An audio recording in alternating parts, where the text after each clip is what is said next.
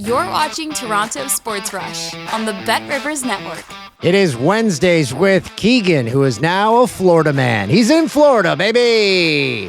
I'm back. I am back. It's, man, I'm going to be coming up on 2 months a year I'm living in Florida these days. Spring training, a couple series along the way.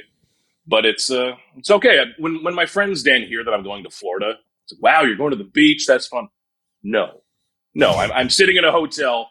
I'm eating a couple meals a day at Wawa, and I'm going to a minor league ballpark. But it's all right. Beats a real job, but it's a lot of Florida. For those that don't know, Wawa is a gas station, and they serve half-decent food. Wawa is whatever you want it to be. What an experience. You can get gas, case of beer, a hoagie, a quesadilla. Someone will do your taxes. Amazing place. That's right. What's the most Florida thing you've seen so far? Ooh, the incredible amount of highway side strip clubs and mini golf courses. I don't understand the market shares involved in either of those. But the big one around here, Dan, is and I don't know why, mini golf courses that advertise live gators. Like, we have live baby alligators. Please come play our mini golf course. It's unbelievable how much miniature golf there is down here. The gators, I don't know. At least once a spring, I'll order gator at a restaurant. I'll eat some gator. It's not great, but you have to. But it tastes like overcooked chicken. Exactly. It's not good. But that's the most Florida thing, other than, all the bumper stickers that I cannot, repeat on this fine show. But that's always my barometer of where America is at. Like, what bumper stickers am I seeing in the state of Florida? It's been a wild trip, let me tell you. The Blue Jays win again. It should not have been a nail biter against the Rays, but it was. But hey, they still won. I stumbled upon, because I wanted to see the odds for the Jays winning the World Series, and I stumbled upon this ESPN article, and I'm like, as a Jays fan, I take offense. Listen to this sentence in which ESPN had written on their column. The Toronto Blue Jays have somehow managed to hold on to the AL East lead and sit at plus 750 to win the World Series. I somehow managed? Somehow. They've played what is with that? Games. You're invited to investigate how. I get a lot of that, Dan, and I'm trying to be careful with how I come off a lot when I'm talking about that lately, because, like, in my job, the boring part, you're not a fan of a team, but you cover the team, blah, blah, blah. But there's a lot of, we call them drop-ins or tourists, people who are just coming in. Oh, the Blue Jays are going to make the playoffs. We should send a reporter down in mid-September. And there's a lot of that. Even yesterday here in Tampa, a reporter who I hadn't seen before dropping in to ask, John, when did it turn around for your team? Like, well, what happened to you guys this year? And I'm thinking, oh my God, dude, this is my 150th game, which means it's my 300th John Schneider media session. Add in spring training, we're up to 400 of these things. And come on, keep up. There's a lot of games. They're all on television now. It's not 1942. Like, they're all on television. So it's interesting still to this day to see how the Blue Jays are written about outside of Canada, or at least outside of outlets who have an expertise in baseball, because this is not new. They've been this good for 3 months. And man, I can't wait to see the postseason coverage. And it's going to be billed as like, oh God, you have this scrappy team that surprised everybody. Their payroll's $1 zillion. Like, they're not a scrappy upstart surprise team. And there's going to be a lot of that. And it's going to really upset Toronto and Canadian fans who do not like it when Big Bad America does not treat them like like a real team. It's going to turn into a whole thing again, like Harold Reynolds, I think, in 2016, that folks were upset about, but hopefully not. It was a rare occurrence on Tuesday night's game. The Blue Jays had a lead in the first inning.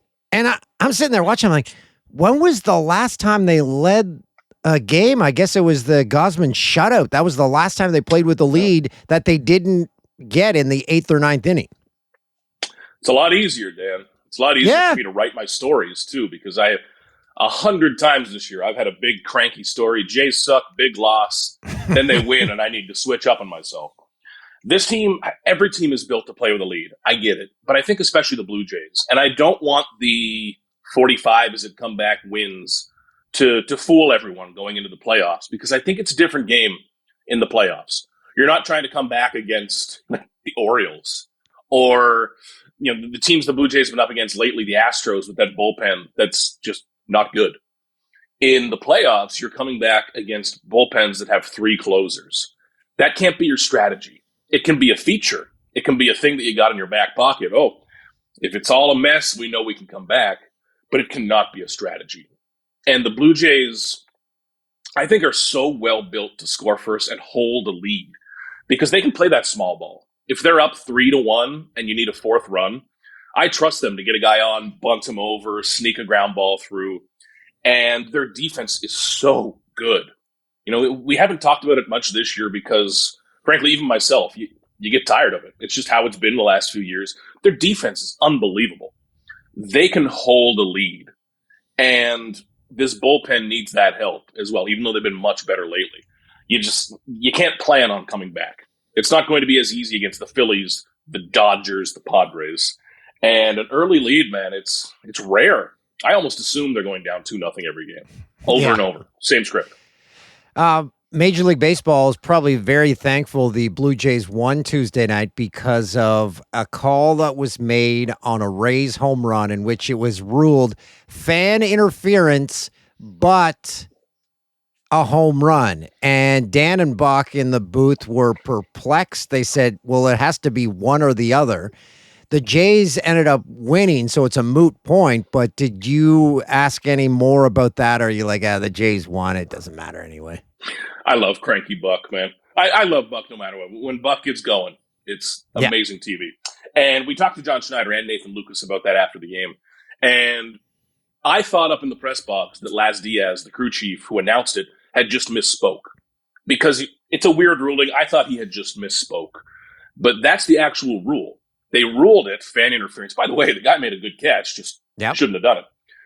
They ruled that it was fan interference reaching over, but they could not definitively say whether the ball would have been in the field of play or gone over the wall. So that just eliminates Nathan Lucas from it completely. And both Lucas and John Schneider made a good point, which is that a fielder is allowed to reach back over the wall and make a catch, and it counts. So why is this allowed? It seems, Dan, like one of those really weird rules that only comes up once every 5 years. And now that it's happened in a game, of course, in Tampa, they'll have a meeting about it in December somewhere at the winter meetings. Like, we didn't realize how weirdly we worded this rule. Because it's all of us in the press box, we're stuck looking up the definition. Like we're at every game and we don't see this stuff. So seems like something that'll come up again. Like you see in the NFL every year where something strange happens and then it's called the Buffalo Bills rule because it got changed. But a weird one, and probably for the best that they won, because I think John Schneider definitely would have gotten kicked out of that game if they had have lost that eventually. But weird one, man. Something about Tampa. It's strange stuff happens here. It's not usually good stuff. And they're playing in a spring training facility. Who goes to those games? Are there Rays fans, or was it Jays fans, or was it baseball fans? A lot of Jays, like snowbirds, the folks that you would see at spring training games. Some Rays fans, it was probably half full, and that's a 10 or 11,000 seat stadium. Nice stadium, but for single A and for spring training. And you can see it in the lighting, Dan, especially even on those, that might have been a factor in both of those calls. The lighting just isn't what it would normally be in a big league park. And the wall and the stands are not really lit up. Oh, you can't see on the broadcast down the left or right field line. You have no idea if a ball's landing or not. And it's for the players, too. I mean, I felt weird for Trey Yesavage debuting, right? Like, you're up in the big leagues, and it's like, oh, okay, this is where we are. So, hard to get the adrenaline going, I would imagine, without the third deck. Players always talk about that. There's no third deck, which must be a big thing. And when there is no third deck, it really, really, really changes how the wind swirls in around. Like if there's a pop-up at Rogers Center, nothing weird's going to happen. you're in this big bowl of a stadium. But there it gets a little screwy. And man, having an outdoor stadium never thought of Tampa, that. Yeah, because it gets up into wind that it usually doesn't get into. It's gross. And then even yesterday pregame, there was a big thunderstorm for 10 minutes. It didn't impact the game, but if I was covering the Rays this year, I think I would have lost my mind. I think it's been a lot of rain delays, a lot of games where it's 45 degrees out. No, thank you. Are they fixing their stadium? Is that actually happening right now? Or are they still voting on it? They have started to put the panels up. And so it's one of our other reporters had driven by us. So they're starting to put that canvas paneling back up on. I hope to God I get to go back to Chop next year. I love the Chop. It's a wicked place to work. It's a simple, I know it's not flashy, but for my purposes, Dan, you can, a lot of stadiums, you're pulling up, they're having you park a mile away. I park just up against the Trop, like I'm going to a local rink. It's awesome. There's just an old guy. He's like, yeah, park wherever. I'm up against the building. I stroll in. It's a great experience. But it looks like they're piecing it back together. I don't know what's going to happen with baseball in this area the next 3, 4, 5 years. But, man, the Trop will stand again. I'm a believer. I love it. You mentioned Trey Yesavage and his debut. I saw a breakdown of his inning where he struck out the side, and I didn't realize until I rewatched it that he missed an immaculate inning by one pitch, and the one pitch they called the ball was a strike. He almost had an immaculate inning, which is 9 pitches. You strike out 3 guys on 9 pitches. He almost had that, but what a debut. Amazing. And the secret here, Dan, is that I didn't know in real time he just missed it either. I'm looking up, I'm writing, I'm looking up, and I saw a bunch of tweets. He just missed an immaculate inning. And I said, yeah, definitely. But it's as dominant a debut as you're going to see with the Blue Jays. And what he was doing to hitters, I talked to Kevin Gausman yesterday just about Yesavage's splitter, because Gausman is the splitter guy. And he said that he made Brandon Lau look like he'd never seen one before. The swings that he was getting were ridiculous. He was embarrassing hitters. These were not guys that were just foul tipping it off. They were missing the ball by 8 or 10 inches. You don't see that in the big leagues. And you're immediately able, Dan, to dream on what Yesavage could be for this postseason rotation, or at least out of the bullpen. You think back to, I guess, Aaron Sanchez back when he debuted. David Price in 2008 is the ultimate example when he came up with the Rays as a bullpen guy, pitched in the playoffs. But his talent is too good. And we've been talking about that for about a month now. Is he one of your 14 best pitchers? Hell yeah. I think he is one of the 14 best pitchers now. But immediately, you've got to think about who he can be in the postseason for you. Would you rather him starting over Bassett and Barrios? I think so, if he looks okay next time. What about Scherzer? Who can go into the bullpen? These are crazy conversations to be having, and it's a blessing for the Blue Jays they can have them. But Yesavage looked dominant, and more important than anything, Dan, he handled it well. He's for everything he can do. The best thing I can say about Yesavage from my interactions with him is that he's an adult. I've covered a lot of top prospects who come up, and they're young, they're immature, they don't know how to handle it. The lights are too bright. They've got too many people in their phone. They're partying. Yesavage just feels like he belongs. He's 22, but Gausman said yesterday, I think Gausman knew what I was trying to write. He's like, Keegs, don't compare me to this guy. Because Gausman used to be a top prospect. He was like, Keegs, let me stop you right there. Don't compare us. The difference between the two of us at 22 is massive. And it's amazing to hear the other pitchers talk about Yesavage, because that was just, I couldn't look away from it, man. It was absolutely incredible. What was it like in person to see his delivery, which is the most over-the-top delivery I have ever seen? It looked like he was on top of the hitters. And that's what probably got them off balance. Was I haven't seen a ball come out of a hand at this angle in my life. It's so cool. And Gausman was talking about that too. He didn't even realize. That's what gets the fastball splitter being so dangerous, Dan, because it's already coming at a downward angle. Even if he's throwing you a high fastball, since he releases it 100 feet up in the sky, it's already coming at a downward angle. Then as the hitter, you need to guess, is this a fastball or is it a splitter? If you try to swing at a fastball and it ends up being a splitter, you look stupid because it's going to drop another foot out of the zone. But for the first split second, halfway to the plate, they look the same. The fastball will zip past you. The splitter will dive down beneath your bat. It's so challenging. You've got to guess to a certain extent. And his slider's a really good pitch as well that kind of breaks downward. It's a fascinating arsenal. And I'm really glad the Blue Jays didn't try to screw around with it. You see a lot of teams when they bring in a pitcher, okay, here's the way we do it. I think the Blue Jays now do a good job of, okay, you're weird? Cool. Like, let's help you be weird. And it's working for them. Man, when everyone can throw 95, 98, like everyone can do it. If you put me in a program for a month, I'm sure they could make me do it. It doesn't matter anymore. But some deception and the ability to play those pitches off of each other to make the hitter not know what's coming, that's how you can become a great pitcher. And Yesavage has got that, man. I know it's one start, but you just don't see it. Like, when I spoke to Gosman, he just kept shaking his head and trying to explain how special it was, because you do not see that from a young pitcher. Two quick things, and then we'll get out of here.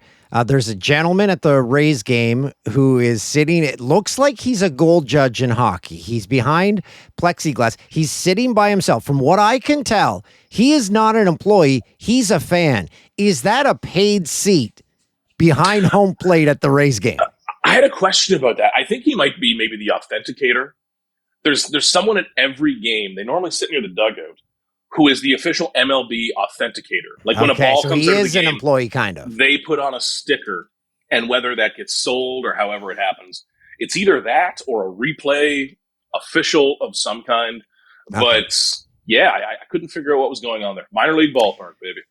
And Major League Baseball and the Jays could run into a firestorm of criticism because producer Tim tells me there's a chance that the Jays could clinch the AL East on Friday, and it's an Apple TV game. They sure could. Or a playoff spot. Not the AL East. They can clinch a playoff spot, and it's an Apple TV game. That'd be messy. And it's, on one hand, yeah, it's a pain because I want people to be able to listen to that game with Buck and Dan. And I get that from a fan perspective. On the other side, Dan, I don't think anyone understands how TV rights work. It's like, listen, and I understand that in baseball, your favorite team, you get 162 games broadcast, but I definitely get this strong reaction from a lot of folks who maybe haven't dealt with following a team where it's chopped up between 3 or 4 different networks. Even Dan, I think back to, the 90s with the Blue Jays. What was it? It was CBC, TSN had a share. You were jumping channels each night. Yeah. It's tough. I really want Buck and Dan to be able to call that and for people to have their home broadcast. But at the same time, I think a lot of people are reacting as if Apple TV stormed the Sportsnet offices with weapons and we're like, this is our broadcast now. I promise you there are contracts and money being exchanged. So It's not a hostile takeover. The people who you're going to see on your Apple TV broadcast, they don't want that heat, but hopefully it works out though, because the clinch days, especially, you want to hear it from your own people. Yeah. Keegs, appreciate this. Go enjoy your second round of mini golf, which you're departing on right now. You've got to tee off in 1 hour. You got her, Dan. I'll say hello to the Gators for you. Thanks for watching Toronto Sports Rush on the Bet Rivers Network.